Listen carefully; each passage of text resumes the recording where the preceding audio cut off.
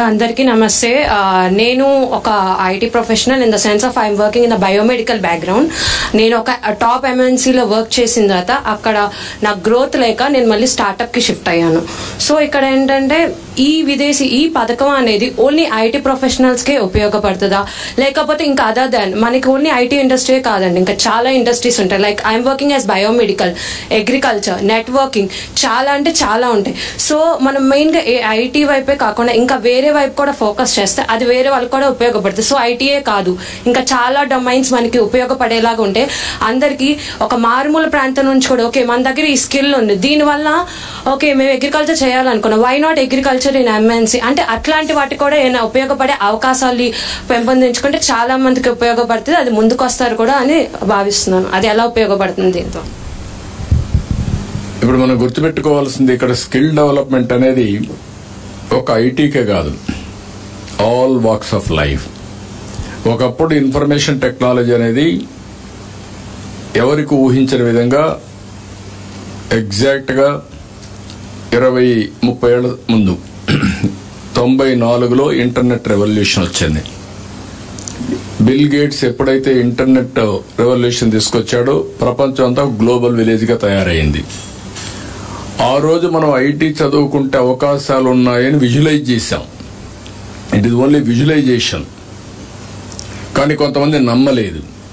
నేను పదే చెప్పి వీళ్ళకందరికీ ఉద్యోగాలు ఇప్పించడానికి హైటెక్ సిటీ కట్టాను. అది మొదటి ప్రారంభం, మొదటి బీజం. అది ఎప్పుడైతే హైటెక్ సిటీ కట్టానో దానికి కావలసిన రిసోర్సెస్ కావాలి.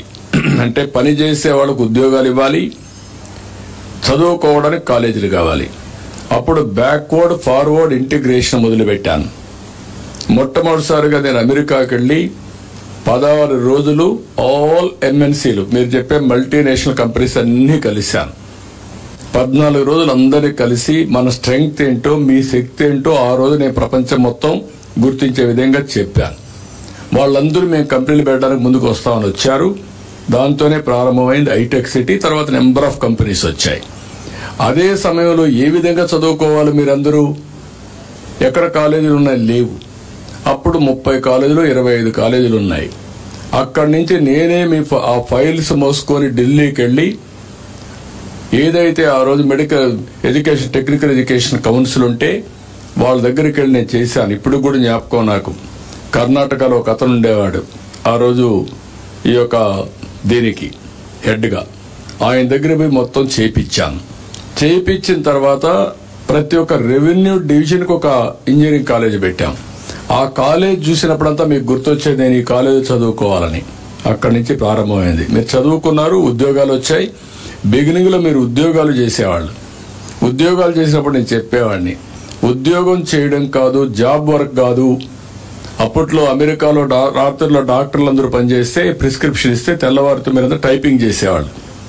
ఇది కాదు, కావాల్సింది ప్రోడక్ట్స్ తయారు చేయాలని చెప్పేవాడిని. తర్వాత ప్రోడక్ట్స్కి వచ్చారు. ప్రోడక్ట్స్ అయిన తర్వాత నేను చెప్పాను, మీరు ఉద్యోగం కోసం కాదు, ఉద్యోగాలు ఇచ్చే శక్తి మీకు రావాలి. అంటే ఏంటి, మీరే 10 మందికి ఉద్యోగాలు ఇవ్వాలి. అక్కడే స్టార్ట్అప్ కంపెనీలు వచ్చాయి. ఈ రోజు మీరు చూస్తే ఒకప్పుడు ఇవన్నీ లేవు. క్లౌడ్ ఫండింగ్ అనో, ఇటువంటి క్లౌడ్ డేటా సెంటర్స్ అనో ఇవన్నీ లేవు. ఇప్పుడు అన్నీ వచ్చేసాయి. ఇప్పుడు రాబోయే రోజుల్లో ఆర్టిఫిషియల్ ఇంటెలిజెన్స్ వచ్చింది. ఏంటి ఆర్టిఫిషియల్ ఇంటెలిజెన్స్? ఏ డెసిషన్ అయినా సరే తీసుకోవాలంటే ఆర్టిఫిషియల్ ఇంటెలిజెన్స్ ఉపయోగిస్తే 90% అక్యురసీ ఆఫ్ డెసిషన్ మేకింగ్ వస్తారు మీరు. ప్రపంచంలో ఉండే నాలెడ్జ్ అంతా కంప్యూట్ చేసి మీరు ఏ నిర్ణయం తీసుకోవాలన్నా కరెక్ట్ నిర్ణయం ఏదని అడిగితే మీకు నిర్ణయం వచ్చే పరిస్థితికి వస్తుంది. చదువులో కానీ, వ్యవసాయం కానీ, ఇంకొకటి కానీ. దానివల్ల ఇప్పుడు నిర్ణయాలు చేసే నాయకుడు కానీ మంచివాడైతే మంచి నిర్ణయం చేసి 70-80% కరెక్ట్ గా ఉంటుంది. కొంతమంది 20%, 10%. అందుకే ఈ ఇబ్బందులు వస్తున్నాయి. భవిష్యత్తులో నిర్ణయం చేయడం, ఏ నిర్ణయం మంచి నిర్ణయం నిర్ణయించుకోవడానికి 80-90% మీకు డెసిషన్ వచ్చేస్తుంది. అక్కడి నుంచి మీరు ఒక 5% మైండ్ అప్లై చేసి ఇది రైటా రాంగా జడ్జిమెంట్ తీసుకుంటే సక్సెస్ రేట్ పెరుగుతుంది. ఆ సందర్భంలో మీరు చూస్తే ప్రపంచమే మారబోతా ఉంది. సర్వీస్ సెక్టర్లో ఇండియన్స్, మన వాళ్ళు భారతీయులు ప్రపంచం అంతా వెళ్ళిపోయారు. ఇప్పుడు ఆ అమ్మాయి చెప్పినట్టు ఇది ఐటీకే పరిమితం కాదు. ఐటీ అనేది బ్యాక్ బోన్ అన్నాను. ఒక వ్యవసాయంలో పెను మార్పులు వస్తున్నాయి. ఒక డ్రోన్ వచ్చేసింది. డ్రోన్ వచ్చి ఇప్పుడు మనం అనవసరంగా పెస్టిసైడ్ కొడతానే ఉంటాం. అనవసరంగా కొట్టక్కర్లేదు. ఊరికి ఒకసారి డ్రోన్ పంపిస్తే ఏ పొలంలో ఎక్కడ తెగులుందో అది తీసుకొస్తుంది. అక్కడి నుంచి ఇంకో డ్రోన్ పంపిస్తే తెగులుండేది ఎక్కడనే కొట్టి తెగులు లేకుండా చేస్తుంది. అంటే పొలం అంతా కొడతా ఉంటాం, 4 సార్లు కొడతాం, అది కూడా తెలియకుండా కొడతా ఉంటాం. ఇంకా పరిస్థితి రాదు. ఇట్లా అగ్రికల్చర్లో కూడా ప్రెసిషన్ వస్తుంది, మోడర్నైజేషన్ వస్తుంది, ప్రొడక్టివిటీ పెరుగుతుంది, పర్ఫార్మెన్స్ ఇంప్రూవ్ అవుతుంది. ఈ విధంగా అగ్రికల్చర్ కావచ్చు, వెటనరీ కావచ్చు, లేకపోతే మీరు ఏదైనా తీసుకోండి, అన్నిట్లో కూడా పెను మార్పులు వస్తున్నాయి. అవన్నిటి కూడా మీ పిల్లలు ఎవరైతే ఉన్నారో మీ స్కిల్స్ కానీ కెపాసిటీస్ కానీ మీ నాలెడ్జ్ని పెంచుకోవడానికి పూర్తిగా సహకరిస్తాం. ఒక ఫీల్డ్కి పరిమితం కాదు ఇది. మీ నాలెడ్జ్ని పెంచుకోవడానికి, హైయర్ ఎడ్యుకేషన్కి, రెండో స్కిల్ డెవలప్మెంట్కి, కెపాసిటీ బిల్డింగ్కి ఏ కోర్సులు ఉంటాయి. ఒకప్పుడు ఎంబీఏ ఉండేది కాదు. అందరూ ఉన్నారు ఎంబీఏ అంటే ఏంటని. ఆ రోజు నేను ఐఎస్బి పెట్టాను. ఈరోజు ఐఎస్బి ఒక ప్రీమియర్ ఇన్స్టిట్యూట్ అయింది. మీరు చదువుకుంటారు, ఎట్లా మేనేజ్ చేయాలో నేర్చుకోవాల్సిన అవసరం ఉంది. దానికి స్పెషలైజేషన్, మార్కెటింగ్, ఆర్గనైజేషన్, కమ్యూనికేషన్, ఏదైనా కానీ దీన్ని చదువుకున్న తర్వాత మీకు మేనేజ్మెంట్ టెక్నిక్స్ వస్తే లీడర్షిప్ బ్యాండ్విడ్త్ పెరుగుతుంది. మీకు మీ ఆలోచన విధానం డిఫరెంట్గా ఉంటుంది. ఇంటర్పర్సనల్ రిలేషన్స్ ఇవి చాలా ఉన్నాయి. అవన్నీ ఇప్పుడు మాట్లాడడం కరెక్ట్ కాదు. దిస్ ఇస్ వేర్ నేను మిమ్మల్ని కోరేది అంటే ఆడపిల్లల్ని, మీకు స్కై ఈజ్ ది లిమిట్. మీ ఆలోచనకు రెస్ట్రిక్షన్స్ లేవు. అందుకే నేను అన్నాను కళలకు రెక్కలని.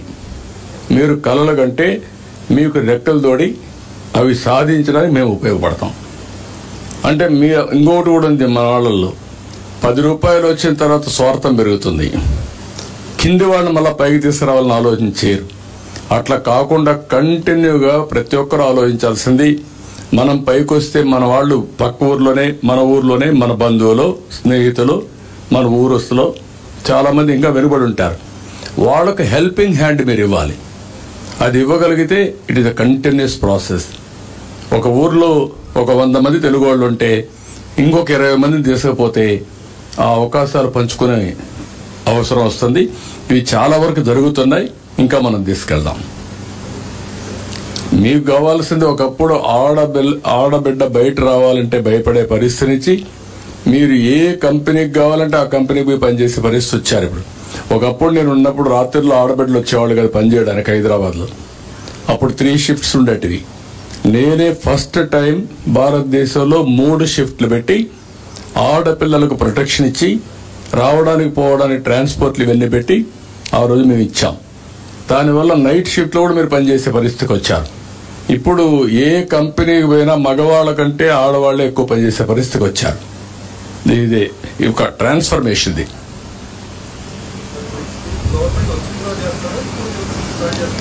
గవర్నమెంట్ వచ్చినాక ఇప్పుడు ఎన్రోల్ చేస్తున్నాం. వస్తానే యాక్ట్ చేయడానికి ఇప్పటికే ఒక 12,000 మంది మొన్న మహిళా దినోత్సవ సందర్భంగా భువనేశ్వరి గారు ఇనాగరేట్ చేశారు. 12,000 మంది జాయిన్ అయ్యారు. ఇంకా దీన్ని ముందు తీసుకెళ్తాం.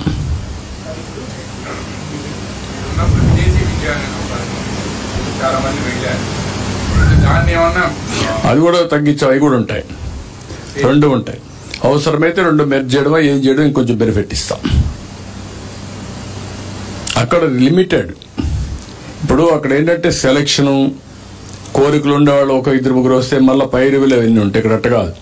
ఎవరు చదువుకోవాలన్నా మీరు బ్యాంక్ దగ్గరికి వెళ్తే గవర్నమెంట్ కోఆర్డినేట్ చేసి ఎంత డబ్బులైనా ఏ కోర్సుకైనా మీకు ఇచ్చే బాధ్యత తీసుకుంటాం. అక్కడ లిమిటెడ్ యూనివర్సిటీస్ అన్నీ ఉంటాయి. ఇక్కడ అవన్నీ ఏముండవు. అందరూ చదువుకోవాలంటే చాలా డబ్బులు అవుతుంది ప్రపంచం అంతా వెళ్ళి. కానీ వాళ్ళు సంపాదించే డబ్బులు నాలెడ్జ్ వచ్చిన తర్వాత మల్టిప్లైర్ ఎఫెక్ట్లో ఉంటుంది. You cannot measure it.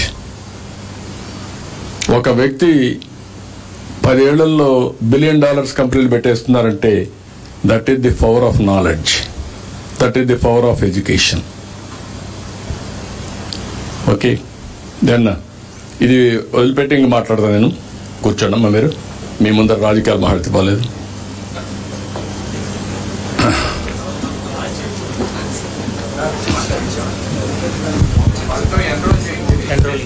Enrolment run ఎవరు చేసుకుంటారు రండి రండమ్మా వచ్చేయండి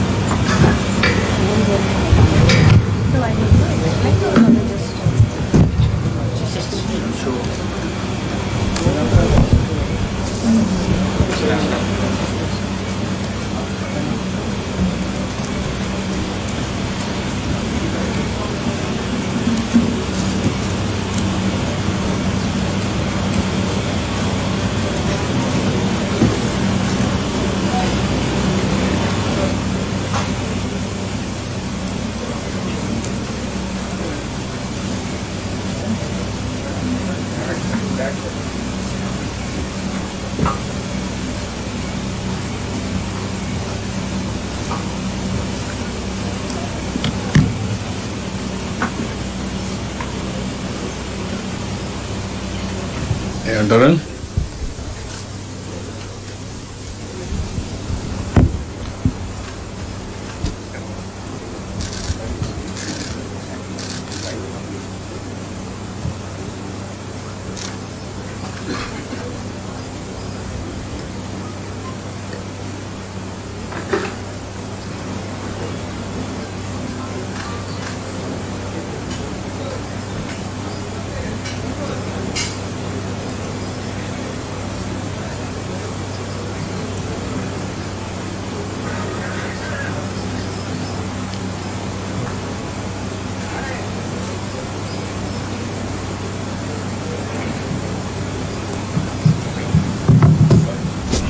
రిజిస్ట్రేషన్ అయిపోయింది సర్టిఫికేట్ కూడా ఆటోమేటిక్గా వస్తుంది that is the beauty of system ఒకప్పుడు టెలిఫోను టెక్నాలజీ కూడుబెడుతుందనేవాళ్ళు ఇప్పుడు రియల్ టైం ఎక్కడికక్కడ పనిచేసుకునే అవకాశం వర్చువల్గా పనిచేసే అవకాశం వచ్చింది దీంట్లో నాకు ఆనందం ఏంటంటే టెలికమ్యూనికేషన్ సెక్టర్ని డీరెగ్యులేషన్కి ఆద్యుడు నేను నా రిపోర్ట్ బేస్ చేసే ఈరోజు టెలికమ్యూనికేషన్ ఒకప్పుడు బిఎస్ఎన్ఎల్ ఉంటే అది తీసేసి కాంపిటీషన్ తీసుకొచ్చారు సంస్కరణ తీసుకొచ్చారు రెండోది ఇటీవల కాలంలో నేను నరేంద్ర మోడీ గారి నాయకత్వంలో ఒక కమిటీ వేసే డిజిటల్ కరెన్సీ నేనే రిపోర్ట్ ఇచ్చాను ఆ డిజిటల్